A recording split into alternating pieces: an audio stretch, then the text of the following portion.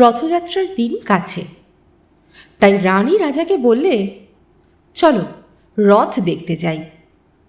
রাজা বললে, আচ্ছা। ঘোড়াশাল থেকে ঘোড়া বেরোলো, হাতিশাল থেকে হাতি, ময়ূরপঙ্খী যায় সাড়ে সাড়ে, আর বল্লম হাতে সাড়ে সাড়ে সিপাই সান্ত্রী, দাসদাসী দলে দলে পিছে পিছে চলল। কেবল বাকি রইল একজন। রাজবাড়ির ঝাঁটার কাঠি কুড়িয়ে আনা তার কাজ। সর্দার এসে দয়া করে তাকে বললে, ওরে তুই যাবি তো আয়। সে হাত জোর করে বললে, আমার যাওয়া ঘটবে না। রাজার কানে কথা উঠল, সবাই সঙ্গে যায়, কেবল সেই দুঃখীটা যায় না।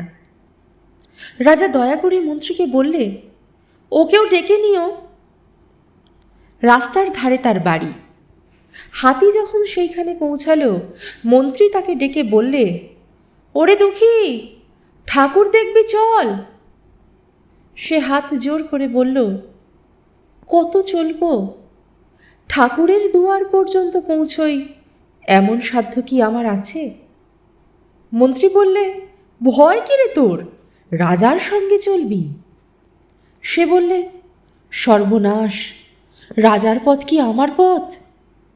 মন্ত্রী বললে, তবে তোর উপায়? তোর ভাগ্যে কি রথযাত্রা দেখা ঘটবে না? সে বললে, ঘটবে বই কি, ঠাকুর তো রথে করেই আমার দুয়ারে আসেন।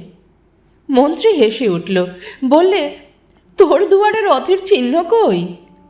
দুঃখী বললে, তার রথের চিহ্ন পড়ে না।